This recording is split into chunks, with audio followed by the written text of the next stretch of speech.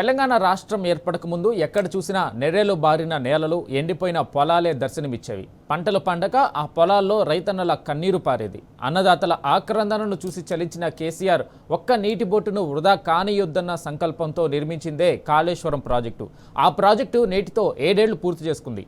కాళేశ్వరంలో భాగమైన మేడిగడ్డ దగ్గర ఒక్క పిల్లర్ కుంగిందన్న సాగు చూపి మేడిగడ్డ బరాజుకు మరమ్మతులు చేయకుండా వదిలేసింది ఈ చేతగాని రేవంత్ సర్కారు.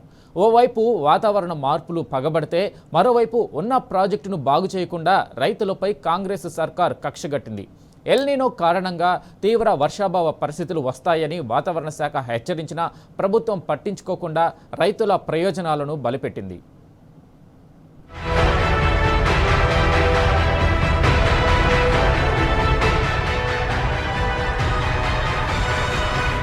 కాళేశ్వరం ప్రాజెక్టు లేకపోతే ఇక్కడ ఆగిన నీళ్లన్నీ సముద్రం పాలే కదా అని అననోళ్లు లేరు.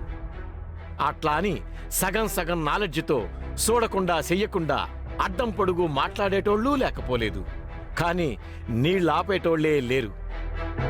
ఏడకడితే ఇదొచ్చు, ఆడకడితే అదొచ్చు, గింత గణం కరెంటు బిల్లా అని ఒత్తుకుంటాన్రు గాని అరే పైసలు పోతే పోని మంచిగా 2 పంటలకు సరిపడా నీళ్లున్నారా బాయ్ అనే ఆలోచన ఇన్నేంటన్లా ఎందుకు రాలేదు? వీళ్ళింకా ఈ ప్రాజెక్టు గురించి ఇచ్చంత్రాలు కచ్చకాయలు చెప్తుంటే నమ్మడానికి తెలంగాణ బిడ్డలేం సిద్ధంగా లేరు. ఇవి వెనకటి రోజులు కాదు బాస్. ఆ దరిద్రాలన్నింటినీ బొందల పెట్టుకుంటూ వస్తున్న బంగారు తెలంగాణ అడుగులు.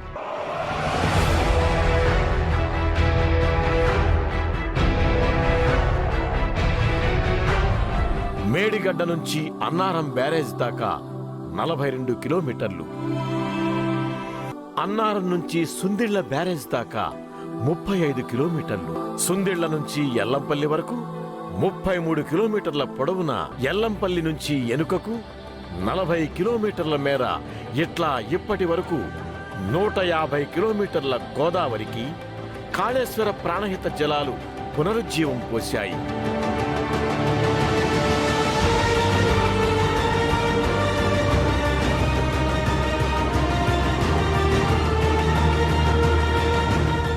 కాళేశ్వరంతో గోదారమ్మను అభిషేకించి రైతన్నల దశాబ్దాల కన్నీళ్లను తుడిచే మహాద్భుతాన్ని ఆవిష్కరించి చరిత్ర సృష్టించింది కేసీఆర్ సర్కార్. అసలు తెలంగాణలో గోదావరి జాడ యాడుంది? ఆ తల్లి తెలంగాణ ముఖం చూడక ఎన్నేండ్లైతాంది?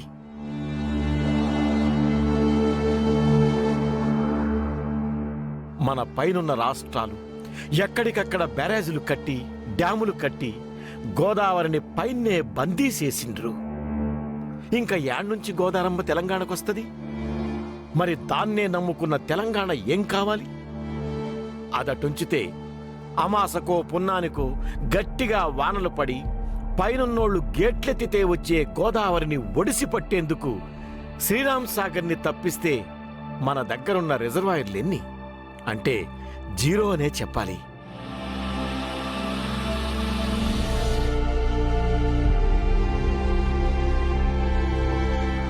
శ్రీరామ్ సాగర్ ఇది పేరుకే సాగరం, కాని ఏనాడు నిండిన పాపాన పోలేదు. దీని ఆఖరి ఆయకట్టుకు నీళ్లిచ్చిన దాఖలాలు లేవు. ఇంకా ఆడ్నుంచి కిందకొచ్చిన గోదావరిని ఆపే తావు ఒక్కటి కూడా ఆనాడు లేదు. అసలే ఒక్కడు కూడా ఆపే ప్రయత్నమే చేయలేదు. ఇంకా గోదావరి తెలంగాణల ఆగేదెట్లా? ఇక్కడి బీళ్లు తడిసేదెట్లా? ఈ రెండింటికి పరిష్కారమే కాళేశ్వరం ప్రాజెక్ట్. మేడిగడ్డ నుంచి మొదలయ్యే ప్రాణహిత కాళేశ్వర ప్రయాణంలో అడుగడుగున మనకెన్నో అద్భుతాలు కనిపిస్తాయి. తెలంగాణ ప్రభుత్వం సముద్ర మట్టానికి 100 మీటర్ల ఎత్తులో 85 గేట్లతో 16.17 టీఎంసీల నీటి నిల్వ సామర్థ్యంతో 1632 మీటర్ల పొడవుతో ఈ మేడిగడ్డ బ్యారేజ్ని నిర్మించింది.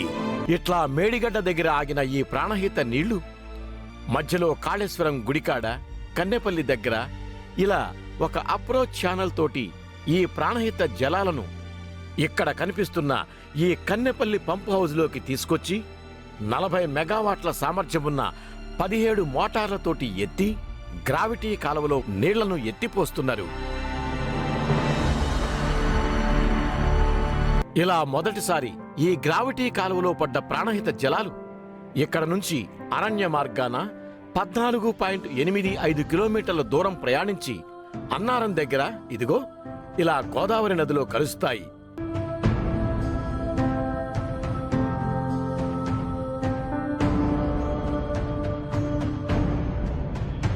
ఇది అన్నారం బ్యారేజ్, కాళేశ్వరం ప్రాజెక్టులో వచ్చే రెండో బ్యారేజ్. దీని నిల్వ సామర్థ్యం 10.87 టీఎంసీలు. ఇక్కడ ఆగిన నీళ్లు వెనకకు 35 కిలోమీటర్ల దూరం అంటే సుందిళ్ల బ్యారేజ్ వరకు నిలిచి ఉన్నాయి.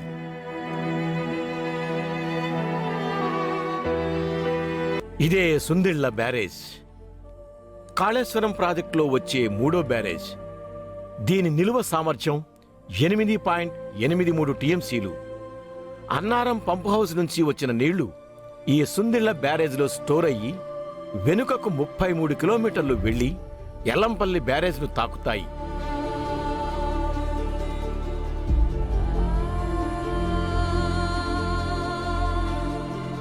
ఇక్కడ నుంచి నీళ్లను మిడ్ మానేరుకు చేర్చడానికి చాలా శ్రమించాల్సి వచ్చింది. లింక్ 1లో కాలువలు, పంపులతో పైకెక్కిన ప్రాణహిత జలాలు, లింక్ 2లో సొరంగాలు, సజ్జిపూళ్లు, భారీ మోటార్లతో భూ అంతర్భాగం నుంచి ఒక దగ్గర 105 మీటర్ల ఎత్తుకు, ఇంకో దగ్గర 115 మీటర్ల ఎత్తుకు ఇలా అందంగా ఎగిసిపడతాయి.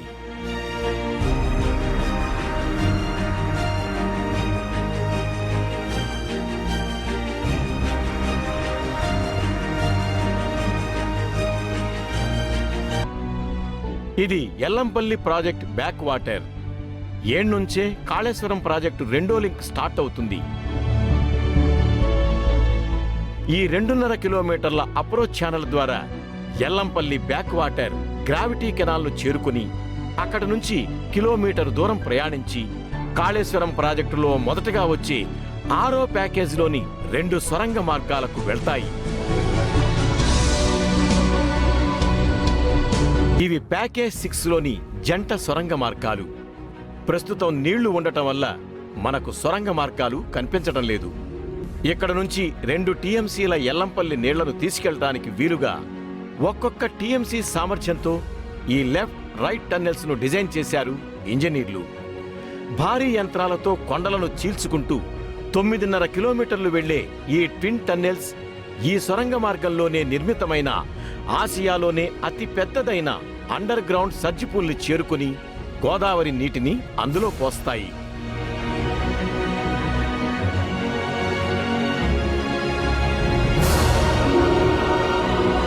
భూసేకరణ తగ్గించడానికి, అలాగే భూమి ఎత్తుపల్లాల సమస్యల నుంచి తప్పించుకోవడానికి ఈ సొరంగాలను నిర్మిస్తారు. భూమి కింద 10 మీటర్ల వ్యాసంతో ఈ టన్నెల్స్ నిర్మించిండ్రు.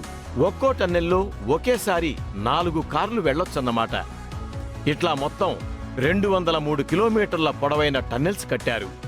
ప్రపంచంలో చాలా చోట్ల సొరంగాలున్నాయి, కానీ నీటిని తరలించడానికి ఇంత పెద్ద పొడవైన సొరంగాలు మరెక్కడా లేవట, ఓన్లీ ఈ కాళేశ్వరం ప్రాజెక్టులో తప్ప.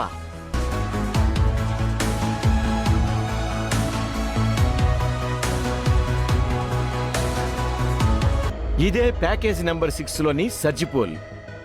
9.5 కిలోమీటర్ల పొడవున్న జంట సొరంగాల ద్వారా వచ్చిన 2 టీఎంసీల నీళ్లు స్టోర్ అయ్యేది ఇక్కడే. ఇప్పుడు మనం చూస్తున్న నీళ్లు అట్లొచ్చినయే.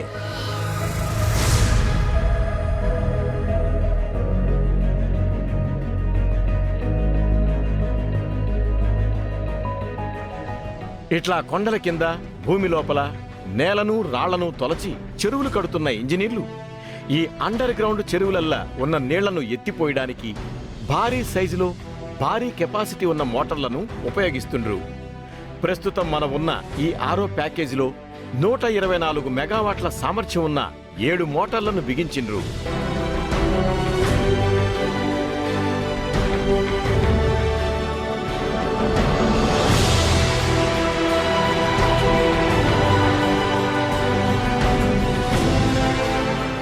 అట్లా సొరంగాలు, సర్జిపూల్, పంపు హౌస్ ద్వారా జర్నీ చేసిన గోదావరి నీళ్లు ఇక్కడ కనిపిస్తున్న 7 డెలివరీ పాయింట్స్ గుండా బయటకు ఉవ్వెత్తున ఎగిసిపడతాయి.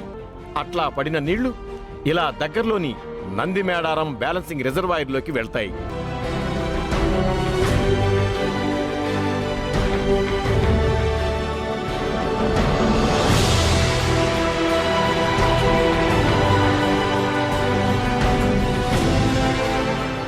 ఇదే నందిమేడారం బ్యాలెన్సింగ్ రిజర్వాయర్. ఎల్లంపల్లి నుంచి వచ్చిన నీళ్లు మొదట స్టోర్ అయ్యేది ఇక్కడే. ఈ చెరువు ఈనాటిది కాదు, కాకతీయుల కాలం నాటిది. దీన్ని ఆధునీకరించి చాలా స్ట్రాంగ్గా, అందంగా తీర్చిదిద్దారు. ఇది కాళేశ్వరం ప్రాజెక్టు 8వ ప్యాకేజ్ సర్జిపూల్. 375 మీటర్ల పొడవు, 20 మీటర్ల వెడల్పున్న ఈ సర్జిపూల్ కెపాసిటీ 6,40,000 క్యూబిక్ మీటర్లు. ఇవే కాళేశ్వరం ప్రాజెక్టులోని బాహుబలి మోటార్లు. 139 మెగావాట్ల సామర్థ్యం గల ఈ 7 మోటార్లను ఇంతవరకు ప్రపంచంలో ఎక్కడా వాడలేదు. ఫస్ట్ టైం ఇక్కడే వాడుతున్నారు. అవి చూడండి, ఒక్కొక్కటి ఒక్కో చిన్న సైజ్ ఇంటిని తలపిస్తున్నాయి. గోదావరి నీళ్లను 139 మెగావాట్ల సామర్థ్యం గల 7 బాహుబలి మోటార్లతోటి లిఫ్ట్ చేసి 5.7 కిలోమీటర్ల పొడవున్న గ్రావిటీ కెనాల్లో పోస్తారు.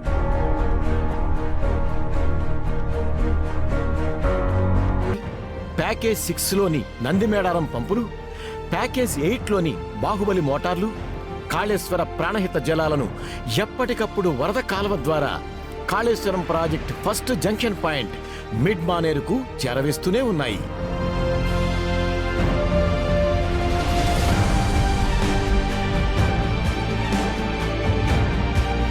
మేడిగడ్డ నీళ్లన్నీ మిడ్ మానేరు చేరడంతో రాజరాజేశ్వర జలాశయం తన పూర్తిస్థాయి సరిహద్దులను తాకింది.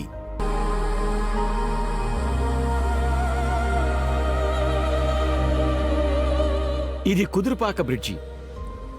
రాజరాజేశ్వర జలాశయం పూర్తిస్థాయి నీటి మట్టానికి చేరడంతో దాని బ్యాక్ వాటర్ ఇలా ఈ బ్రిడ్జి కిందకి చేరి వచ్చే పోయేవారిని ఇది నిజంగా తెలంగాణనా, ఇన్ని నీళ్లేంది అని ఆశ్చర్యపరుస్తుంది.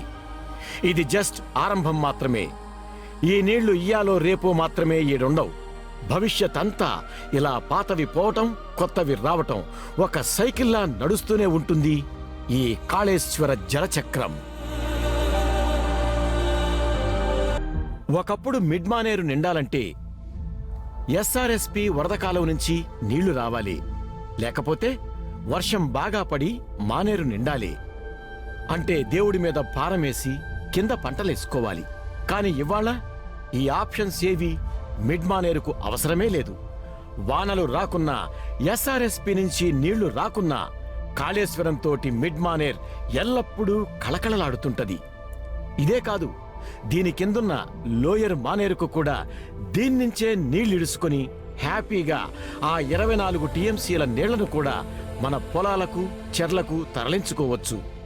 అంటే భవిష్యత్తులో మిడ్ మానేరు, లోయర్ మానేరు 2 డ్యాములు ఎప్పుడూ కూడా ఎండిపోవు. కాళేశ్వరం ప్రాజెక్టు ఎండిపోనివ్వదు.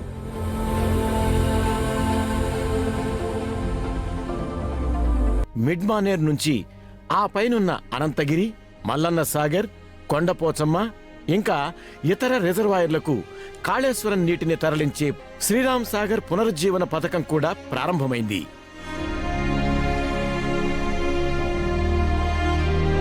తెలంగాణ రాకుంటే, కేసీఆర్ ముఖ్యమంత్రి కాకుంటే ఎండిన గోదావరి మళ్ళా ఇట్లా నిండు నీళ్లతో కళకళలాడేదా? అన్నదాతకు అండగుండేటిదా? అసలు ఒక నది ఎండిపోతే ఇంకో నది నీళ్లను తెచ్చి ఎండిన నదికి ప్రాణం పోసుడు, ఆ నదీ గర్భాన్నే రిజర్వాయర్లాగా వాడుకొనుడు ఇదివరకెక్కడా జరగలేదు, ఒక్క మన తెలంగాణల కాళేశ్వరం ప్రాజెక్టులో తప్ప.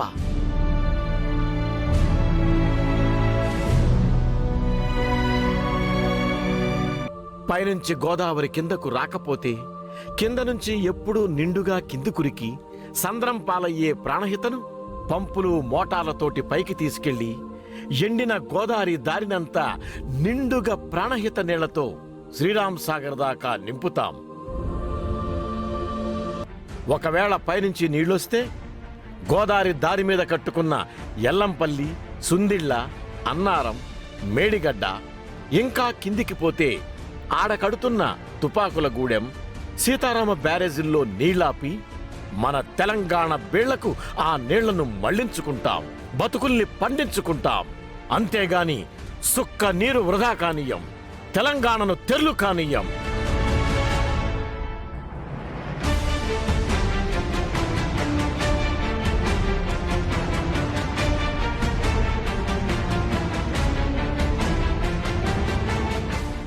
కరెంటు కాలితే కాలని, పైసలు పోతే పోని, మా పంటలు పండాలి, తలరాతలు మారాలి. అన్నం పండించేటోడు అవ్వల్ దర్జాగా బతకాలి. నా తెలంగాణ తలెత్తుకొని నిలబడాలి.